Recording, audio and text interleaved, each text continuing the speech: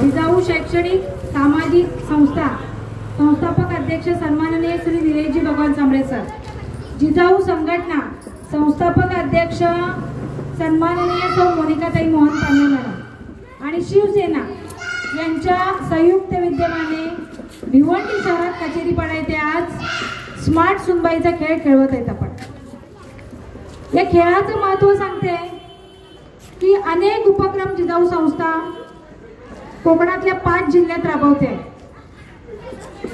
पण त्या व्यतिरिक्त आता कुठले 5 उपक्रम तर आरोग्य, शिक्षण आणि महिला सक्षमीकरण या त्रिसूत्रीवर आपलं मोफत काम चालूच आहे. महिला सक्षमीकरणाचं म्हणाल तर आरी work, beauty parlour, tailoring, cake making, mehndi course असे अनेक कोर्स ऑल महाराष्ट्र आणि मी भिवंडी शहरासाठी कार्यकारी अध्यक्ष आहे महिला सक्षमीकरणातून, म्हणून मी भिवंडीची गोष्ट करेन, पण ऑल महाराष्ट्र हे सगळे उपक्रम मोफत चालू आहेत. आणि आपल्या भिवंडी शहरात सुद्धा वेगवेगळ्या ठिकाणी वेगवेगळ्या नगरात सेंटर ओपन करून आपण हे प्रशिक्षण चालू केलेले आहे. आता इथे कचेरीपाड्यात सुद्धा मी करणार आहे सेंटर ओपन. ते चालू करण्याआधी आपला सहसंबंध आला पाहिजे की नाही, यासाठी हे खेळ खेळवले जातात. माझ्या कामासाठी नाही किंवा कुठला स्वार्थ हेतून मनात ठेवून मी खेळ खेळवत नाहीये. जिजाऊ संस्था असं कुठलाही स्वार्थ मनात ठेवून कुठलंही काम करत नाही. शिक्षणाचं म्हणाल तर GEE नीट सारख्या स्पर्धा परीक्षांची तयारी करून घेतली जाते जिजाऊ संस्थेकडून. UPSC MPSC अकॅडमीची पूर्व तयारी आपण करून घेतो. पोलीस पूर्व प्रशिक्षण आहे आपल्याकडे, तुम्हाला माहिती आहे का? बऱ्याच लोकांना माहिती नाहीये. जेव्हा आम्ही सर्वेला जातो आणि म्हणतो की जिजाऊ संस्था माहिती आहे का तुम्हाला, माहिती आहे, पण जिजाऊ संस्थेत काय काय उपक्रम मोफत राबवले जातात किंवा जिजाऊ संस्था काय, सांबरे सर काय आहेत हे कोणालाच माहिती नसतं. त्यासाठी मी 2 मिनिटं तुमचे घेतले का आज जर कुठला मुलगा विद्यार्थी UPSC MPSC अकॅडमीचा अभ्यासक्रमातून पास होतोय, प्रशिक्षण घेतोय, तर हे सगळं श्रेय सांबरे साहेबांना देतोय. का देतोय? कारण त्याने त्यांचा त्याग पाहिलेला आहे, त्यांची मदत घेतलेली आहे. आज UPSC MPSC अकॅडमीचा अभ्यास करून अनेक पोलीस झालेत, अनेक विद्यार्थी कलेक्टर झालेत, शिक्षक झालेत, म्हणजे कुठल्या ना कुठल्या पदावर ते गेलेत. कोणी हवाई दलात गेलाय, कोणी सैन्य दलात गेलाय आणि ते आभार मानतायत. पण आपल्याला माहितीच नाही, आपल्याला त्याच्यात रसच नाहीये. आपली पोरं काय शिक्षण घेतात याकडे पण लक्ष पाहिजे हो. नुसतं पोरं जातात आणि बॅग घेऊन येतात, पण 24 तास पोरं तुमच्या सोबत नसतात ना.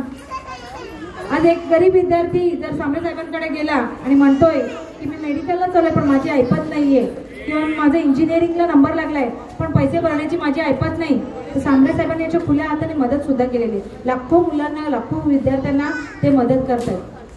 म्हणजे कुठल्याही विद्यार्थ्याचं शिक्षणापासून अडू नये व आर्थिक वाचून अडू नये, कारण विद्यार्थी, आजचा विद्यार्थी हा आपल्या देशाचा पाया आहे ना, भविष्य आहे आणि कुटुंबाचं पण भविष्य आहे. म्हणून विद्यार्थ्यांकडे जास्त लक्ष घेतलेलं आहे.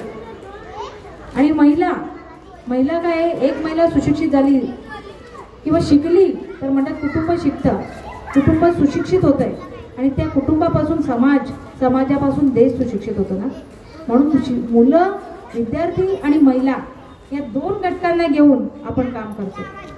आरोग्याचं म्हणाल तर 3 हॉस्पिटल आहेत आपले, कॅशलेस हॉस्पिटल दिले साहेबांनी. एक रत्नागिरीला आहे, एक जडपोलीला आहे आणि नुकतंच म्हणजे वर्ष झालं असेल आता crystal Shri Bhagwan Mahadev Sambare crystal care hospital Asangaon शहापूरच्या याच्यावर आहे, बाउंड्रीवर आहे. तर तिथेच हार्नियापासून, पथरीपासून, कॅन्सरपासून सगळे ऑपरेशन फ्री होत आहेत. तुम्ही इथे जाऊन बघा, फिरायला जाता त्यापेक्षा तुम्ही हॉस्पिटलला भेट द्या, जडपोलीला भेट द्या, खोटं वाटत असेल तर. म्हणजे एवढं सगळं साहेबांनी उभं केलंय, पण त्याचा आस्वाद तुम्ही घेतला पाहिजे, कनेक्शन राहिलं पाहिजे आपलं. आता सेंटर ओपन करतोय, या सेंटरमध्ये अनेक महिलांनी ब्युटी पार्लर केलं, मेहंदी कोर्स केले आणि स्वतःचे व्यवसाय सुरू केले, केक मेकिंग केलं आणि स्वतःचे व्यवसाय सुरू केले त्यांनी. आणि त्या फोन करून थँक्स म्हणतायत, म्हणजे काहीतरी चांगलं आहे ना. का दिलं आपण महिलांना? का तर आपली महिला स्वावलंबी बनावी, काहीतरी गृहउद्योग करून स्वतःच्या पायावर उभी राहून तिने 2 पैसे कमवावे, जेणेकरून तिला सुद्धा पैसे खर्च केल्याचा आनंद होईल. कारण लहानपणी बापावर, नंतर नवऱ्यावर, नंतर मग काय मुलांवर, म्हातारपणाचा विचार आहेच ना. मग तेव्हा असा विचार येतो, म्हाताऱ्या आज्या मला सांगतात का तेव्हा जर आम्ही काहीतरी केलं असतं तर आज आमचे हात मोकळे नसते ना, काहीतरी कमावलं असतं. म्हणजे हा विचार, पुढचा विचार करू ना, आता काहीतरी करा. हीच वेळ आहे, शिकण्याला कुठलाही वय लागत नाही. आणि हे खेळ जे आम्ही आता खेळवतोय, जिजाऊ संस्था खेळवते, ते याच कारणासाठी का आपली ताई 24 तास काम करत असते. मुलांचं, नवऱ्याचं, सासू सासऱ्यांचा संसार सांभाळायचा असतो. 24 तास राबत असते ती. मुलं झोपतात, घरचे झोपतात, पण काही झोपत नाही. तिला तोही विचार होतो की उद्या डब्यावर काय देऊ यांना. आणि अशा अवस्थेत ताईच्या डोक्यामध्ये अनेक विचार असतात. कधी कधी स्ट्रेस सुद्धा येतं की काही गोष्टी ती कोणाला सांगू पण शकत नाही, अशा तिच्या आयुष्यात असतात. पण म्हणून मग जिजाऊ संस्थेने असं केलं की महिलांना थोडंसं बाहेर काढायचं, ताईला आपल्या थोडंसं बाहेर काढायचं, तिला थोडंसं खेळ पैठणीचा, स्मार्ट सुनबाई या खेळाद्वारे तिला थोडंसं मन मोकळं करायला लावायचं, थोडंसं विरंगुळा द्यायचं. का तर ताईच्या चेहऱ्यावर हसू येईल. चांगलं आहे का वाईट आहे? मग जर आम्ही एवढी मेहनत घेतो, सर्वे जेव्हा खेळ लावायचा होता पूर्ण सर्वे केला आम्ही, सगळ्या ताईंना सांगितलं, मग ताईंनी आज यायला पाहिजे ना. हा, दिवाळी तर आता आम्हाला पण दिवाळी आहे ना, आम्ही पण संसारात आहेत ना. मग मी पण महिलाच आहे, मला माहिती आहे संसाराचं आणि दिवाळीचं महत्व. पण काही क्षण का होईना तुमच्यासाठी जगा, असं आमचं म्हणणं आहे. दिवाळी तर आहेच, संसार तर आहे, संसार तर करायचाच आहे, पण काही क्षण तुमच्यासाठी जगा ना तुम्ही. थोडंसं असा जे संसारात तुम्ही करू शकत नाही. कधीतरी आरशात पाहिले, सांगा मला, मन मोकळं तुम्ही कधी आरशात हसल्यात बघून? पूर्वी जशी मुलगी होती तशी आता तुम्ही आहेत का? काळ्याचे पांढरे झाले, वय सरत चालले. काय कराल ते आताच करा, आनंद लुटा आयुष्याचा.